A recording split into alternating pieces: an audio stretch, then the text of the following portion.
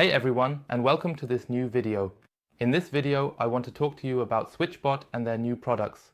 Whether they are worth it, who they are intended for, and what I think about them will be revealed, as always, after the intro. Enjoy. Yes, Switchbot reached out to me and sent me another whole package full of new products. We probably won't be dealing with these here because this is once again a Switchbot Hub Mini, which I have already introduced, a motion sensor, which we will definitely incorporate in a later video, and a Switchbot remote. The reason they sent me all of this is actually because of this thing here. This is the Switchbot pen and tilt cam, and it is designed to be easily integrated into the Switchbot ecosystem. They actually became well known through the regular Switchbot. This is a device that can press buttons for you. A small pin extends out and simply presses a button for you. What they are trying to do now is to bring many different smart home products to the market, which generally mostly work with Bluetooth and can establish communication with each other through the hub. That means you essentially have your own ecosystem of Switchbot where you can connect all the products with each other in some way. You can also see on the back here which devices are compatible with the Switchbot pen and tilt cam. But let's start from the beginning and take a look at the camera from the outside. It has a relatively round design. The camera is located at the top and can be rotated. The whole thing resembles a little bit like an eye that can only move up and down. And the base of the entire camera can be rotated, which creates movement. There is an end angle, as I like to call it. This means that the camera cannot rotate in a circle all the time. Instead, it will stop at some point and would need to turn around itself once in order to continue rotating from that position, but it does cover an angle. There is also a privacy mode in which the lens simply retracts. This ensures that the camera is not always watching you. The camera has two different recording modes. On one hand, it can be managed through the previously mentioned Tuya Cloud, either for $650 per month or $65 annually, allowing the camera to record completely for the last 30 days. Alternatively, you can simply insert a micro SD card at the bottom of the eye and manually start the recordings.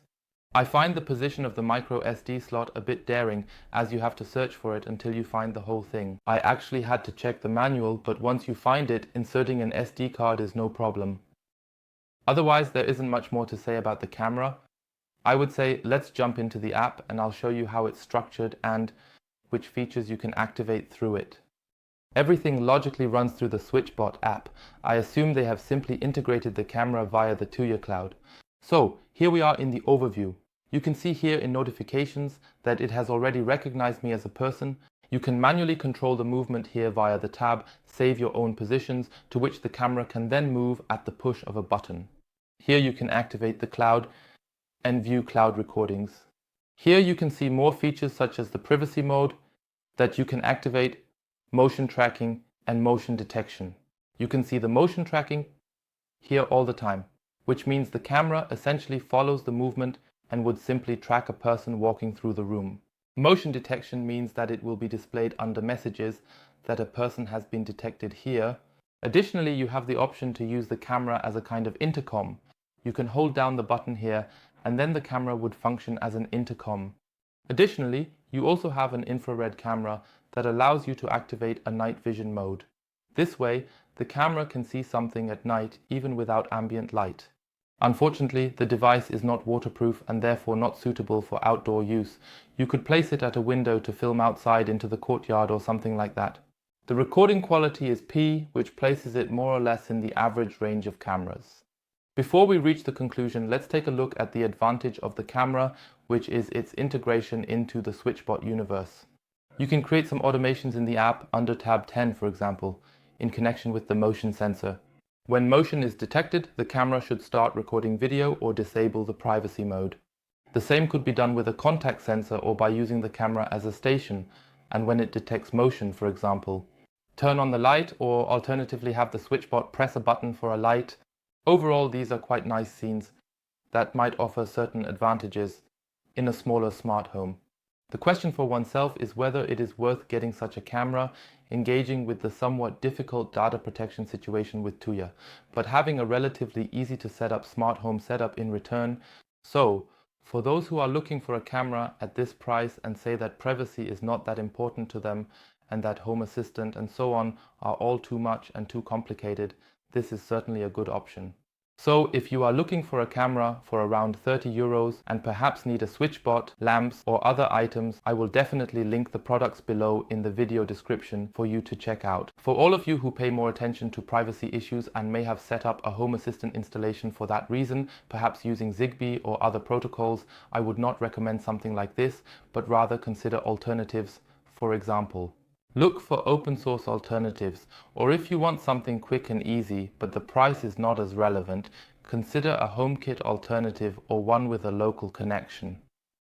The keyword for this would be RTSP, which is a protocol that works internally within the network and is suitable for video streams. It is also compatible with Home Assistant, making it integrable into various other automations, such as with Apple HomeKit can also be used through Home Assistant. If you have any questions about this, feel free to write them in the comments below. I would be happy to answer them. Oh, and one more thing, Switchbot sent me 2 cameras, so I would like to use this video to give away one of these cameras to one of you. All you need to do is subscribe to the channel, write a comment and send me both as a screenshot on Instagram. In about 2 weeks I will simply draw someone to win this camera here and I will send it to them. So if you're interested, leave a comment, subscribe to the channel and send me both via Instagram. Otherwise, I would of course be very happy about a review, and I would say we will see each other again next week in the next video. Until then, take care and goodbye. You Sand